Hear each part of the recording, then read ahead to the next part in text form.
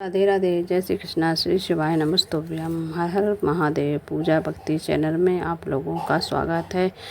हरतालिका व्रत कथा। सूत जी बोले, जिन श्री पार्वती के घुंघराले केश कल्प वृक्ष के वृक्ष फूलों से ढके हुए हैं और जो सुंदर एवं नए वस्त्रों का धारण करने वाली हैं तथा कपालों की माला से जिसका मस्तक शोभायमान है और दिगंबर रूप वाली शंकर भगवान हैं, उनको नमस्कार है। कैलाश पर्वत की सुंदर विशाल चोटी पर विराजमान भगवान शंकर से गौरी जी ने पूछा, हे प्रभु, आप मुझे गुप्त से गुप्त किसी व्रत की कथा सुनाइए। हे स्वामिनी, यदि आप मुझ पर प्रसन्न हैं तो ऐसा व्रत बताने की कृपा करें जो सभी धर्मों का सार है और जिसके करने से थोड़ा परिश्रम हो और फल भी विशेष प्राप्त हो जाए।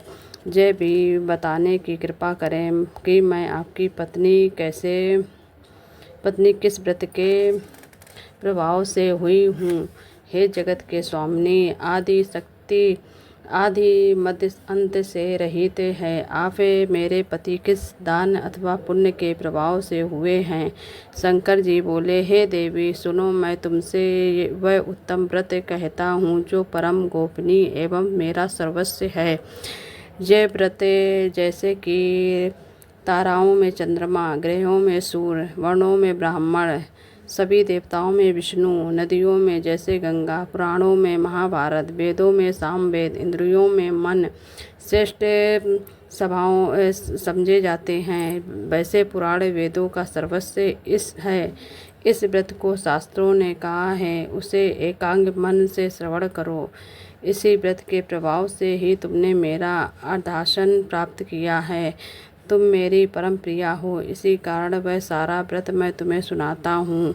भादों का महीना हो, शुक्ल पक्ष की तृतीया तिथि हो, हस्त नक्षत्र हो, उसी दिन इस व्रत के अनुष्ठान से मनुष्य के सभी पाप वशीभूत हो जाते हैं। हे देवी सुनो, जिस महान व्रत को तुमने हिमालय पर्वत पर धारण किया था वह सबका सब पूरा वृतांत मुझसे श्रवण करो। श्री पार्वती जी बोली, भगवान, वह सर्वोत्तम व्रत मैंने किस प्रकार किया था ये सब हे महेश्वर मैं आपको सुनाना चाहती हूँ। शिव जी बोले, हिमालय नामक एक उत्तम महान पर्वत है। नाना प्रकार की भूमि तथा वृक्षों से वह शोभायमान है। अनेकों प्रकार के पक्षी तथा अपनी मधुर बोलियों से उसे शोभायमान कर रहे हैं। एक चित विचित्र मृगादिक पशु वहाँ विचरते हैं। देवता, गंधर्व, सिद्ध, चारक एवं ग्रह प्रसन्न होकर वहाँ घूमने लगते हैं। गंधर्व जन गायन करने लगते हैं। हे देवी, आपने में मग्न रहते हैं। नाना प्रकार की वेगर मणियों तथा सोने की ऊंची ऊंची चोटियाँ रूपी भुजाओं से यानी आकाश पर दिखता हुआ दिखाई देता है। उसका आकाश से स्पर्श इस प्रकार से है जैसे कोई अपने मित्र के मंदिर को छू रहा हो।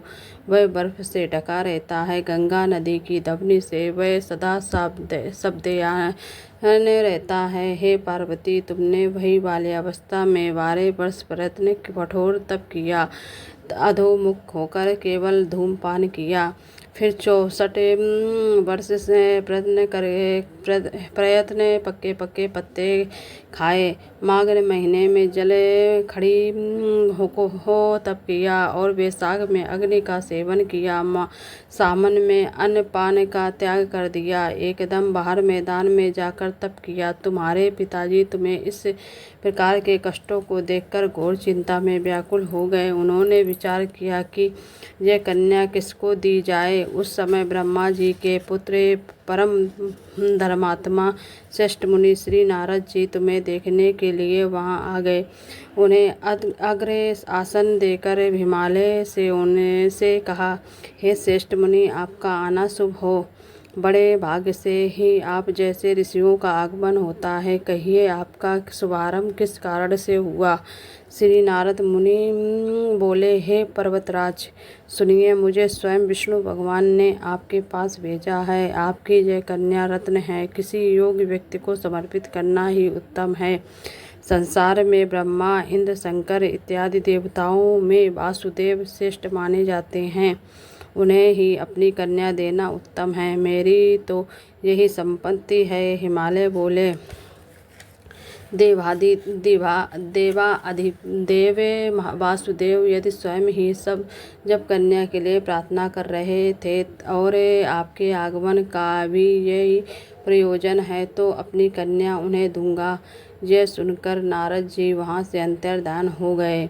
शंख चक्र गदा पदाधारी श्री विष्णु जी के पास पहुँचे। नारद जी बोले, हे देवी, आपका विवाह निश्चित हो गया। इतना कहकर देवर्षि नारद तो चले आए और इधर हिमालय राज ने अपनी पुत्री गौरी से प्रसन्न होकर कहा, हे पुत्री, तुम्हें गरुड़ वासुदेव जी के पति देव का विचार कर लिया है। पिता के इस प्रकार के वचन सुनकर पार्वती अपनी सखी के घर गई और अत्यंत दुखित होकर पृथ्वी पर गिर पड़ी और विलाप करने लगी।